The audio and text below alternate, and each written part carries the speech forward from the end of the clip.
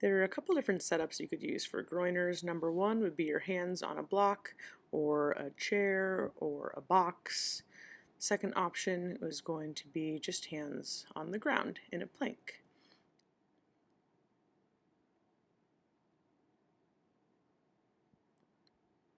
The third option is going to be for someone that has quite a bit of hip mobility, and that's going to be bringing the foot up to a higher surface or a block. So pick one, you can adjust as you go if you need. We're going to start with the classic set of groiners.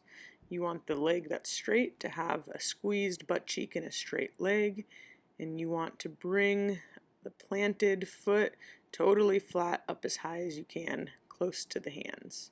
We're going to go through 5 on each side, and you can also think about kind of prying the knee out to the side to get a little more hip external rotation. Again, keeping the straight leg butt cheek squeeze, that leg straight, and try and get the whole foot flat on the ground. And that is on the working leg.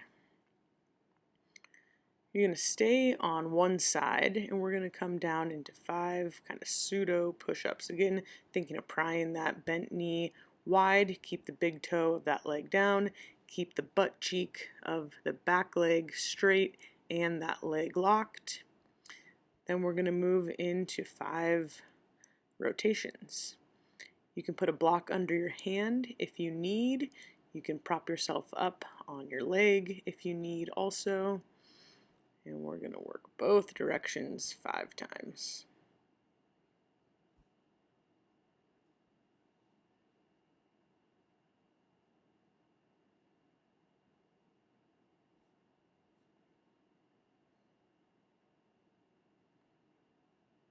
Then you're going to stay on that side, keep the back butt cheek squeezed, and we're going to bend the back leg and straighten the back leg for 5. This should get a pretty good quad pump going.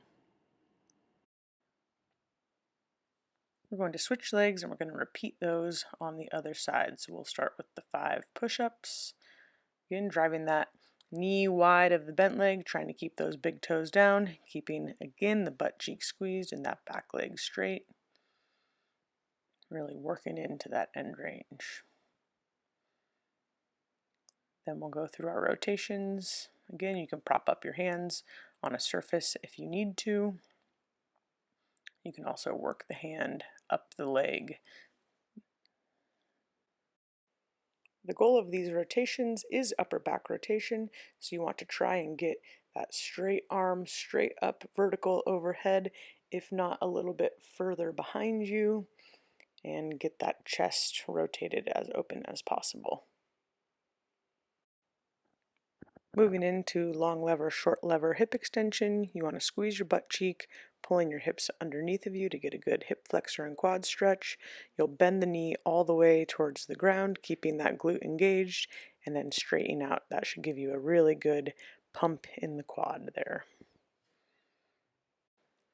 Next, we're going to go back to the first side, and we're going to go through our QL groiners. So you'll bring that leg in, I hold on to the bent leg, rotating the back leg, getting your hip as close to the ground as you can, and then switching side. If you're more interested in working the front outer hip, you want to try and keep the foot flush on the ground. If you're more interested in working the low back and the outer hip on the other side, you can let the foot kind of come up off the ground to make sure you get a nice long side body through that stretch. I want to push down through my hand, get length through my neck, get length through as much of the side body as I can as I go through those. This should feel pretty good on the outer low back and outer hip of the bent leg. Once you go through 5 of those, you can rest.